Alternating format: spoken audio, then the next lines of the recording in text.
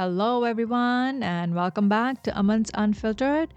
This is where conversations are raw, real, and sometimes a little uncomfortable. And you know what? Just the way they need to be. Today's episode is one that affects every woman, every partner, and honestly, every household. Yet it's still whispered about like it's some secret society topic. We are going to be talking about menopause, premenopausal, hormones, emotions, relationships, and why this phase of life is so misunderstood. Joining me today is someone who can literally break it down medically, emotionally, and realistically. A little bit of a quick disclaimer before we dive in and before this individual introduces herself. This episode is not a comprehensive medical review and it's not a substitute for professional medical advice. This information shared here today is for general public awareness and conversation purposes only. If you are experiencing symptoms or having concerns about your health, please consult a qualified medical professional. Today's discussion is simply about sharing general information and opening up honest dialogue around this topic. All right, guys, as you guys heard that we're going to be diving deep into this particular topic. Today, I am joined by a professional, a doctor, and I'm going to pass on the mic to her and let her introduce herself. Hello. Hello, Aman. How are you? I'm good. How are you? Good, good. Finally, I get you on my show. But so many times, honestly, I completely understand because my husband's a doctor as well. Yeah. So he's always so busy and always last minute hospital visits and stuff. Yeah. So introduce yourself. So thank you. My name is Niti. I'm Dr. Narisra Siguricha Ferrer. That's my full name. And Okay. I'm an OBGYN, so an obstetrician and gynecologist, and also a specialist in maternal and fetal medicine. Okay, that's amazing. All right, so I'm going to dive right into my questions. Funny enough, I have actually been requested for this particular topic. And I had an elderly woman come up to me and say, you're talking about all these societal issues. Like, can you please address menopause? We feel like men don't understand what we go through. They don't understand the body changes and they always say we're always moody, but I'm sure there's a scientific reason behind it. And I'm like, yes, there is. And I will get someone to come talk about this medically. And here you are. So thank you for taking out the time from your such busy schedule. All right. Yeah, absolutely. And thank you for having me on here. Of course. Okay, I'm just going to start really simple, right? What exactly is menopause medically? Like, not just what people think it is.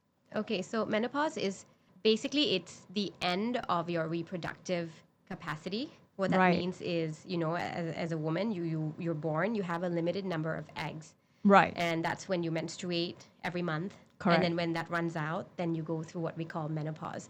So, but clinically, how do you define that? So that's when it's a retrospective diagnosis, which means that for 12 months, if you don't have a period, you can look back and say, okay, that I went into menopause.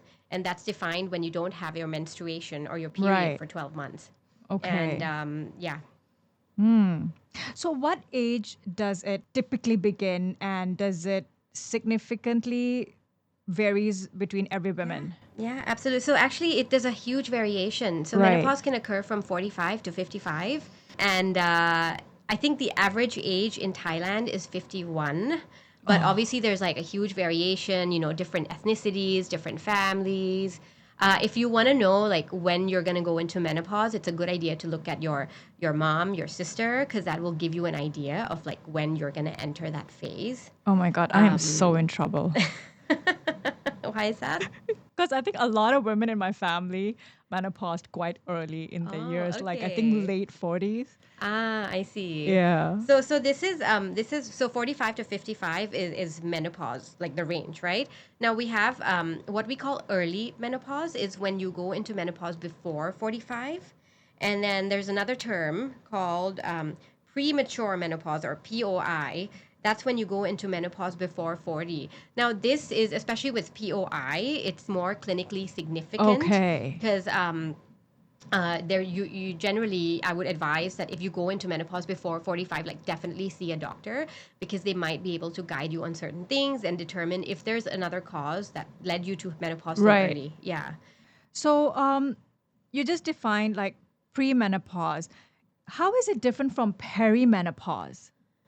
Okay, so menopause, as we've established, Yeah. is when you don't have a period for 12 months, right? And that's the definite end of your menstruation, your reproductive cycle. Right. So perimenopause is the few years prior to menopause, Okay. and it varies for everybody. Some people might be 2, 3, some might 4, 5, and Right. that's when you have symptoms that indicate that you're gonna enter menopause soon. So you might begin to have menstrual abnormalities. Instead of getting like your cycle every month, there might be more variation. You might Right. miss a couple of cycles, and it's showing that you're not ovulating. You might have other symptoms as well, like maybe you get some hot flushes. All of this varies with individuals. Some people go through menopause so smoothly, no issues whatsoever. But some people might have like lots of issues, mood changes, all these things. They begin around this time. And premenopause, you asked about Yeah. premenopause. So that is basically before the beginning of all of this. So that's like the late phase of your reproductive cycle before you enter perimenopause and then Right. menopause. Yeah. Okay. So many women say, I don't feel myself, right? What hormonal shifts are actually happening internally when they say, like, oh, I'm not myself today, I'm so agitated and this and that? Like, what is the scientific thing behind this? I'm not feeling myself. Like when they don't feel like themselves. Yeah. Um, Because like a lot of yeah. people can't like pinpoint what it really is Yeah, yeah. scientifically, right? They just go Yeah. around saying like, you know what, I'm not myself today. Like, you know how we get PMS when we Yeah, get on our yeah, periods? yeah. But I think on menopause is something completely different, or is it very same? It's a very good question. So there's so much happening like hormonally, right? You Yeah. know how, you as a woman, you go through like repetitive hormonal cycles every Right. month, and then you kind of know, you're like a bit moody or a little bit down when you get your periods because Yeah. your hormone levels drop. Actually, when you go into menopause, there's like the hormonal situation is just completely off. You're Oh, thrown yeah. off. So estrogen is super, super low. Progesterone is low. FSH, this is another hormone. I'm going to try and be like not so technical. Yeah. So this is another hormone that this one is increased because it's what stimulates the ovaries to produce Okay. estrogen. But then because there's no estrogen being produced, this one is high. So actually, the main symptom, actually, I would say, is to do with reduced estrogen. Okay. Yeah, and that one can really throw people off and cause a lot of these issues. Is this very similar to people like who are experiencing pregnancy in the first trimester? No, no. I No. think it's a little bit different because Okay. actually in the first trimester your hormones actually get very high, Okay. and the first trimester you're just sleepy a lot, right? Like tired, sleepy. I Yeah. think it's more that. Okay. Yeah. So, what's the most common physical symptoms women experience that partners should be aware of? So a lot of people go have like hot flashes, and Right. that's when you're just sitting doing your own thing and suddenly you get like a surge of like hot Hot, heat, sweaty. sweaty, yeah, and then it's just really disruptive. Right. And some might have like difficulty sleeping. Insomnia is like a huge Oh thing. my Might God. get anxiety, irritability, mood changes, like all of this Yeah. is there, right? And it's real. Right. It sounds like, oh, maybe she's just being moody, but no, actually, like it's due to all these hormonal changes that affect it. And add to that the hot flashes, and then the menstrual changes. Like, when am I going to get my period? It's not regular. It's just all over the place. Like, so it does make you feel very overwhelmed, and all of these together are very real. Like, they're physiologic, they're biological. They're not just, someone being difficult or something. Okay, so the men out there, when you see us sweating, please just fan us whenever you can. A nice cold kulfi will help. All right. So, when, like I said, when women say they feel like they're losing control over their own body, Yeah. right? And you also already mentioned about the whole biological experience about this. So it's more biological or it's more psychological? I think it's both. It's Both, definitely right? rooted in biology. Yeah. Like it definitely like the whole, all of this is rooted in biology. It's because Right. of the physiological changes in your Right. body, but I think mentally as well. Like, aside from all the physical symptoms, Right. mentally it's a huge shift, Big shift. When you're a woman, you identify, the ability to procreate, the ability to have a menstrual period. Like all of this is associated with being a woman. And then suddenly it's being taken away from you, And I'm, obviously it is a phase of life. It's not Okay. it is a normal phase of life that occurs, but the sudden change and all of this is very sudden. Like it's, Right. for some people it might be years of irregular cycle, but for some people, one day they wake up and suddenly they're like they just don't feel like themselves anymore. So all of this is definitely very it has a huge mental overwhelm as well, Right. but it is also rooted in biology. So, like women who suffer from PCOS, Yeah. do they have very similar like symptoms to people who are about a menopause? Because even their period cycles are not very like regular, or sometimes they don't even get it for a few months. Yeah, so that's a completely like different mechanism, like Okay. mechanism of action in terms of the hormonal Right. changes. People with PCOS, they have estrogen. They have a lot of estrogen in their bodies, Right. and actually it's yeah, it's a completely different Okay. mechanism. All right. So it's not very similar to in terms of like body changes and emotional No, or no. okay. All right. Why do you think many men struggle to understand that menopause is a real psychological challenge, not just moodiness? How can we make them understand? Probably I think it's if your friend, I'm not talking about menopause. I'm talking about Right. anything in general. Right. Say motherhood, right? Yeah. When I wasn't yet a mother, I Mm-hmm. didn't understand women who were Right. mothers, right? Mm. Because I wasn't in their place. I didn't understand their challenges, Mm. even though there is literally a new baby in front of me, Yeah. But then as soon as I became a mother, I understood, oh my God, like it's a huge change, Yeah. And I think with menopause and men understanding, it's something similar, I would say. Like Right. they're not living through the experience, right? That's the Mm. first one. Mm. The second thing is it's not obvious. Oh, It's not yeah. like someone who is pregnant. Mm. There's a belly that's growing, Yeah. there's going to be a baby that's going to be born. It's very physically obvious. Someone who injures themselves, it's very obvious, like, okay, let Mm. me help you out of the car, whatever, maybe they have a leg Yeah. injury. But with Absolutely. menopause, it's invisible, right? You Right. don't see it. And I think that's a lot of what women go through. They feel a bit unseen, Mm. but then what they're experiencing is very real. Absolutely. Well, I saw my mom go through it. Like I saw Yeah. my Masis go through it, and I saw like a big shift in how they, reacted to it. Or maybe some days they would like, converse, and then like, they would just expect other people to understand. So this is the issue about how we have in any society, Yeah. right? It's not just about the Thai Indian community, but everywhere around the world.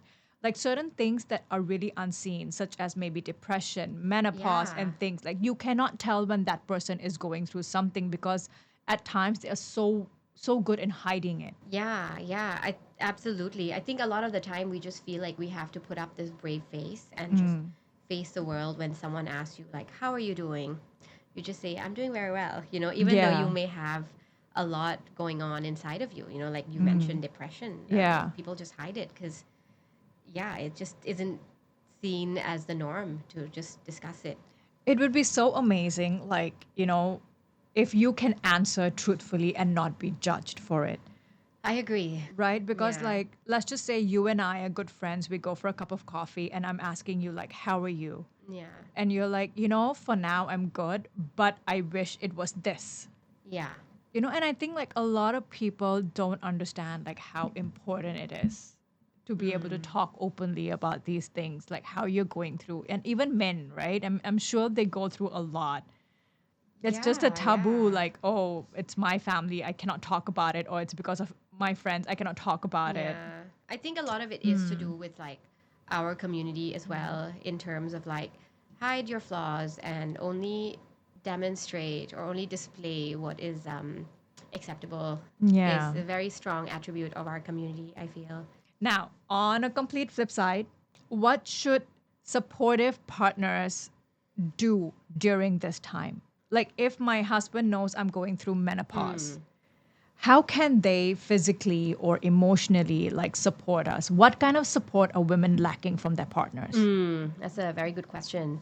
So, like I said, everybody goes Yeah. through menopause differently. Yeah. Some people have, smooth sailing, right? No Yeah. issues whatsoever. Some people are really struggling with the transition, and you don't know which Yeah. category you're going to be in. You don't know which symptoms you're going to have, or Yeah. and so I think the most important thing is to have an open conversation. Know that this is real. Yeah. Ask your wives like, how are you doing, and if they have any issues. For Mm. example, if they're struggling with insomnia, like lack of sleep, not sleeping very well, Yeah. just let them sleep in if they need to. Help them around the house a little bit. And if they need like super super high aircon, right, like super cool temperature, just let them have it. Yeah. So I think those are small things that you can do to help your wife. And Right. obviously, if she's having like any real, like any other issues, any issues that need to be addressed, like if she's having struggling coping with the menopause, like Right. severe hot flashes that affect her quality of life, Mm. or severe insomnia, anything basically that affects her quality of life, Right. encourage her to see someone, see the doctor, Okay. because there are things that we can do like to help. Mm. Do a lot of women actually see a psychiatrist to help them cope with menopause? With the psychiatrist, I'm not sure. Right. I know that we have a lot of women who see the OBGYN to Okay. cope with menopause, to help. Okay. With psychiatrists, I couldn't be Okay. sure. Yeah. All right. And now the question that everybody has been wanting to know: do men experience anything biologically similar to menopause? Is there a medical term to this? I Um, really want to know because, like, I see a shift, right? Like, when men hit yeah. their 40s, oh my God, what do we call it? Midlife crisis. That's Yeah. the only Yeah. term we can literally give these men. Yeah. Like, we Yeah. have menopause, we get away with it. But what about men? Like, do men go through emotional changes Mm. in their 40s? Like, is there a term? If we have hormones, what do they have? Um, they also have hormones. Right. So we call it andropause. Okay. It's not as pronounced as Right. menopause. It's not as drastic, but it Right. is. It's just basically, when you hit your 40s, and like then the hormone levels do drop a little bit. Right. It's more subtle, I would say. Mm-hmm. But then you do experience symptoms. Maybe there is like, so because of the less androgens, like maybe there's, you have trouble with like your strength, your capacity. You Right. feel like you're unable to, your metabolism isn't as it was. You're Mm. so they do have certain things, and then this obviously can affect their how they feel as well, emotionally Mm. and mentally. But it's definitely not as pronounced as what Okay. women go through. Okay. So, women out there, if you see a big shift with the men emotionally, please understand they might be going through something not similar to ours, but something. So, Yeah. we also should be nice. How does menopause affect intimacy? So again, something that we never talk about in our Yes. community. So there are two ways, right? Right. I would say there's two big issues with menopause and intimacy. Right. The first one is there's just a loss of libido, like reduced libido, reduced sex drive, and this is both a hormonal, and B, from just the fact that you're struggling with all the other menopause Mm. symptoms, and also your image, and like just like psychologically, it's also you're struggling with the transition, and Mm. also with the loss of sex drive. So actually, this is probably what you will face earlier, as in, during the perimenopausal phase, early menopause, 50s. And then the second issue with intimacy is actually Mm-hmm. caused by menopause itself, in terms of Okay. the loss of estrogen. So prolonged loss of estrogen Mm. causes there's reduced elasticity in Okay. your So like sexual women parts. Yeah. So so women do experience a lot of dryness after dryness, yes. menopause. Yeah, Yeah, a lot of okay. dryness. And that doesn't come immediately. That's more of a like a late Later. menopause Mm. stage. And some people, they're in their late 50s, early 60s, they want to have intimacy, but Right. they struggle with pain and dryness. So again, like, there are things you can do to help. There's obviously, like, there's like exercises you can do, there's vaginal moisturizers, even like vaginal estrogens that can help with the dryness and maybe improve your intimacy. And also another thing is just maybe if you're really struggling as a couple, you can also see a sex therapist. They can help you overcome these things, especially when it's more psychological. But Also, the physical one is also very real. yeah, Yeah, yeah, yeah, yeah, absolutely. Another very taboo topic that yes, people don't talk about in our yeah. Your next society. podcast. My next podcast, I was approached by someone who actually, very interesting, sex in your 60s. Yeah, it's a good topic. Do Yeah, it. Do I'm, it. I'm going to make that happen. I just need to find someone who is courageous enough to come on to my podcast and talk about it. So, any uncles and aunties in their 60s, please contact me. All right. So, what kind of lifestyle changes do you can actually make menopause symptoms much easier? It could be like your food intake, maybe, or certain drinks or something like that, supplements. So there's a lot actually that you can Yeah. do. I think the first one is you have to look at what exactly are you experiencing, what symptoms you're experiencing. So if it's like hot flashes, there's physical things you can do. The clothing you wear can make a big difference as well. Try and wear like light clothing, be in cool rooms. If you're obese, then weight loss will help. If you're a smoker, stop smoking. And also, mind body therapies can also help. Cognitive behavioral therapies, these things actually work with hot flashes. And obviously, exercises help. Yoga, stretching, breathing exercises, these things can help with a lot of symptoms that people face are to do with stress, Right, anxiety, right, depression, things right. like that, mood swings. So yoga, breathing exercises, these things can have a huge impact. And also Absolutely. sleep hygiene. Sleep hygiene is basically when you change everything, or when you modify things in your sleep space and Okay. your sleep routine to Okay. help with enhancing your sleep. Like I said, one big thing is insomnia, right? Yes, absolutely. So going to bed at the same time, avoiding screens, avoiding like high fatty meals before bedtime, these things can make a huge impact. Keeping your sleep space like clutter free, and just keeping the bed for sleep instead of doing, like, I know a lot of people, they bring their work to the bed and just sit and work. So just keeping it completely just for sleep, that makes a huge difference. Avoiding caffeine, these things Oh, are yeah. part of sleep hygiene. Yeah, absolutely. And in terms of food, things that help, so things like soy, flax seeds, these things have like weak estrogenic effects. So they Okay. can have a lot of benefits to, modulate or reduce some of these symptoms. And ultimately, there are herbs as well. Right. Uh, but then ultimately, if you do these things and they help improve your symptoms, that's great. If you don't, then there's also the option for getting like hormonal therapy, Okay. which is not as scary as it's always been made to sound. Like, I Yeah. think with newer products and newer, more bioidentical products, it's a lot safer than what we would hear growing up. Right. And I also want to talk about two things Yes, that please. that are not symptomatic per se. Okay. As in, we've talked a lot about people who going through symptoms of mood Yeah. changes and vasomotor symptoms. But I think the two big, profound things that Yeah. occur in menopause that are not obvious to the eye are, one is your risk of metabolic disease. So what that means, your Okay. cardiovascular disease, Right. basically.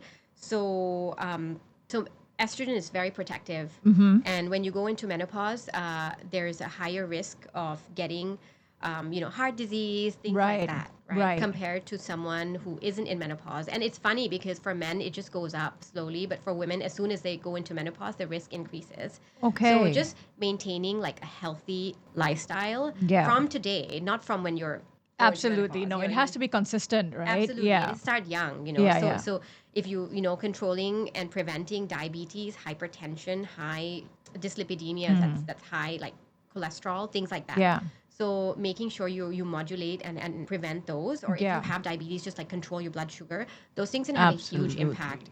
And that obviously you can do by diet, exercise. I know it sounds so mundane when you say like diet, No. exercise, but those things are small, consistent changes that can Yeah. have a huge effect. So Mm. avoiding like high fatty diets. If Mm. you do like take good fats, like you do need good fats, like olive oil, omega 3s, Yeah. fish, things like that are very good. Mm. What I mean, like avoiding things like seed oils, or Mm. avoiding high sugary refined Yeah. sugar, eating good protein and lots of vegetables and fiber. Those things are Mm. very, very protective. And another thing is osteoporosis is basically weak bones. Mm. So estrogen is very protective for the bones. And when you go into menopause, because of the reduced estrogen, then you're at risk of having weaker bones. And this could lead to fractures. If you have a Mm. fall, if someone has a fall, they should be okay. But if you have weak bones and you fall, then it could lead to fractures. Cracking it and Yeah. breaking it. Yeah. Okay. So it's very important that you exercise, Mm. weight bearing exercise, muscle strengthening exercise from when you're in your 30s. Yeah. You have to start today, and so that when you're older you already have a higher bone density compared to someone who didn't exercise, for Right. example. So I would say these two things are we didn't really talk about. Yeah, They're not yeah. symptomatic, but there are things that you have to do to prevent. Yeah. Like our household, we give so much importance to working out. Like, Yeah. because even Dr. Nevitt, right, my husband, Yeah. even his patients, or even like in general, he's like, you need to hit the gym. You need to have at least minimum of like 15, 20 minutes every day in Yeah. your routine to go work out. Yeah. He's been trying to reach out to people to say like how important this is because of the type of food we My ingest, gosh, right? yes, yeah. Like, okay, so take for an example, like vegetarians, they are limited to certain protein and this and that, so some of them are very fatty, right? Yeah. And when you accumulate that, even for like us non-veg, like you're having curries and this and that, it's all like, so he's like, work out. Yeah. You want to enjoy your lifestyle, enjoy your food and stuff, like Yeah. just go work out. What's 20 minutes going to do in your Yeah. routine per day? Yeah, absolutely. I agree. Like, it's so underrated. Like we keep saying Yeah. like exercise, exercise, but then actually, but actually, like you doing it is different. Yeah. Doing it is actually like getting up, going to hit the gym, Mm. and then you're done. Then you Yeah. have the rest of the day. And also controlling what you eat, I think is very important. I don't want to say like don't eat sugar at all. You tell me that I'm not gonna do it. I'm gonna Oh. eat. Yeah. We have to, like, we're human, right? But Yeah. also just controlling the indulgences, like Yeah. making Limit it, right? limit it, exactly. Yeah. Yeah. Limit them. Like have it maybe like from having a spoonful, have a bit just to quench your Yeah, craving, absolutely. Yeah, yeah. Oh, I love working out. Okay. How do you think like previous generations handled menopause compared to women today? I think they just like got on with it. Like, Like let it go, don't talk about it. yeah, I think back then, like, women just maybe they talked about it in their small circles, but it wasn't as discussed with the Right. wider community, and most people just didn't understand it. And before that was before internet, before people had access to, like, the way we have access to healthcare and medical care and knowledge and information today. It just wasn't there back in the day. No. So a lot of the information they got about what is going on with your body is passed down from one generation to another. And if they're lucky, they learned a lot from their elders. If they weren't so lucky, they didn't really Yeah. understand what was going on, they just lived through Live it. through it. Yeah, just suffered, I guess. Now we have Google Doctor, we have ChatGPT Yeah. Doctor. Yeah, you don't even need to talk about it. But please stop Google doctoring and stop ChatGPT doctoring. Like, actually go visit a physician if you have symptoms. Like, I hate people who be like, oh, have you ever had those situations where like you're with a patient and they come to you with like, oh, this is what Google told me. Like, Yeah, but it's fine. I don't mind it. I yeah, think it's very natural, right? Like yeah, if my car breaks down, like the first thing I do is Google, like, Google what it. happened to my car. So I think it's completely normal for them to Yeah, do that. yeah. Do you think like social awareness around menopause is improving, or do you think we still have room for improvement? I definitely think it's improving. I think with social media as well, Yeah. like you look up menopause on Instagram and suddenly the algorithm is just giving you menopause information. Yeah. I think there is a lot more information out there. Right. But I do feel like a lot of people are a bit hesitant to seek help. Mm. Maybe I do feel like there are, I do have people who approach with Right. symptoms, and then we try and help them and stuff. But then I do feel like it's not a lot of people are as willing to just go see somebody Mm. about this, because maybe it's just preconceived notions. Maybe they feel like they just have to, they'll just live through it and it'll pass. But actually, there is help out there. There is support out there. Yeah. So definitely don't feel embarrassed to ask for it. Yeah, absolutely. Asking for help is never a sign of weakness. I don't know why people think like, oh, if I ask for help, it's a sign of weakness, right? Like, even I feel like from our previous generations, for them, it's like admitting defeat. So, and I'm like, please ask for help if you need it. It's a good thing. So now we've talked about individuals, we've talked about our partners trying to cope and understand. What role should families or like even a community play in supporting women during this transition as a community? I think so just the way we have like mommy groups, Right. having a group of women who go through menopause, if they can relate to one another, they can exchange Mm. information and experiences. I think it makes it less isolating for them. Oh, that is such a good idea. Yeah, and Yeah. it definitely makes them feel more at ease. And for families, I think, if there's a woman who's going through menopause, she's having a tough time, just help her out. If it's your Mm. mom, like just, help her with whatever workload she has, Yeah. and accommodate her a little bit. I would say that's what Right. families can do. Mm. Nothing like talking to like minded people or people who are going through very similar things to you. Yeah. I think that really helps a community. Like, you're right, because we have so many mommy groups. We always Yeah. create so many mommy groups within our friend circle. We get our Yeah. babies together and stuff, and then we talk about going through it together, Yeah. right? And yeah, that's such an amazing idea. Maybe I will start it. So we're coming to an end of a session today. I don't want to take much of your time anymore. I know you have a very busy schedule. So my last question to you would be, if there's one thing you wish every household understood about menopause, what would it be? I think that menopause is part of life. Every woman who goes through puberty will go through menopause, and that, everyone goes through it differently. So just Mm-hmm. because you are going through it very smoothly doesn't mean the person next to you is not having issues coping with it. Right. So just be a little bit more mindful of that. And also that if you're suffering through it, like don't. There are, you can definitely seek help, whether it's intimacy, whether you need to see like a therapist, whether you need to see someone, an OBGYN for hot flashes, Mm. or if you have other symptoms, if you're going into menopause very early, if you're having bleeding, like these things need to be evaluated. Please do see the doctor when you need to, but Right. also like take care of yourself from today. Like I talked about osteoporosis, I talked about cardiovascular Yeah. diseases. So these things, to mitigate the risks, you have to start from when you're very young. Mm. Get active, be healthy. Just like you said, 20 minutes of the gym a day can make a big difference. Yeah. Be mindful of that, and Mm. just, I guess that's it really. Yeah. Okay. Great. Anything else you would like to add that we might not have covered about this topic that you think should be significant? Or I think we've covered almost everything. I think we've pretty much covered Yeah. most things. Yeah. Okay. Well, thank you again for coming on to my show. This was really, really informative. And for the auntie who requested, here, I brought this episode to you. So if you don't listen, I'm going to come after you.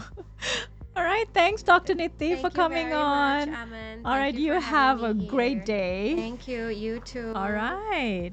All right. There you guys have it, folks. This has been such an eye opening conversation. And I think what stands out most, right, is that menopause isn't just a woman's issue. It's a relationship issue, a family issue, and honestly, it's a pretty big societal awareness issue as well.